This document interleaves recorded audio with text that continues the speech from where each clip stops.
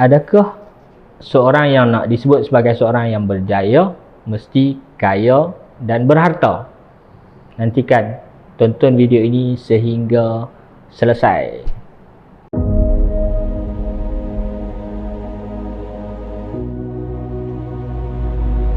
Nabi telah menggunakan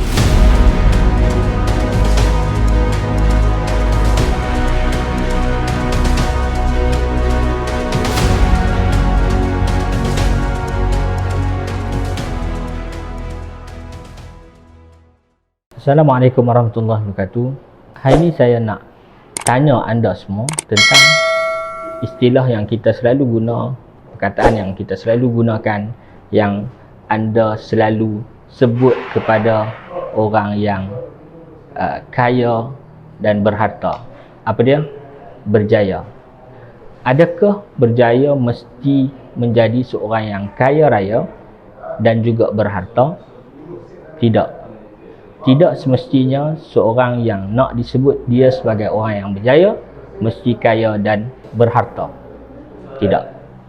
Ada orang dia berjaya dalam bidang dia sendiri. Contoh saya bagi seorang petani yang berjaya menanam padi, buat sawah, kemudian dia berjaya mendapatkan hasil yang banyak, kemudian dia menjual padi dia, mendapat hasil daripada jualan tersebut, maka dia disebut sebagai seorang pesawah ataupun petani yang berjaya.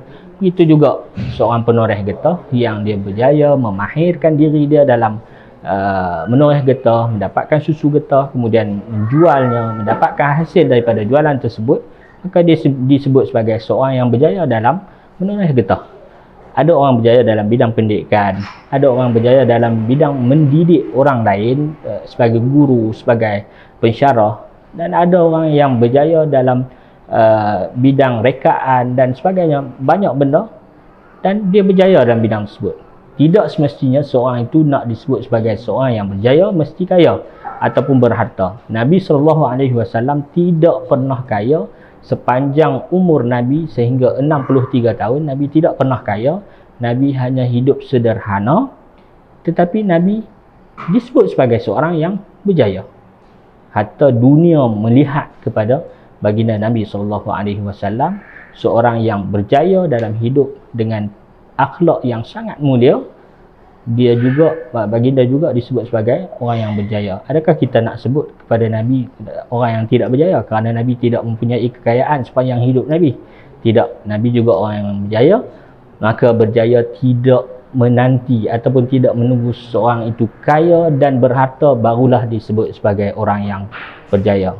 Fikir-fikirkan, insya-Allah anda pasti mampu berjaya dalam hidup dan dalam bidang anda sendiri.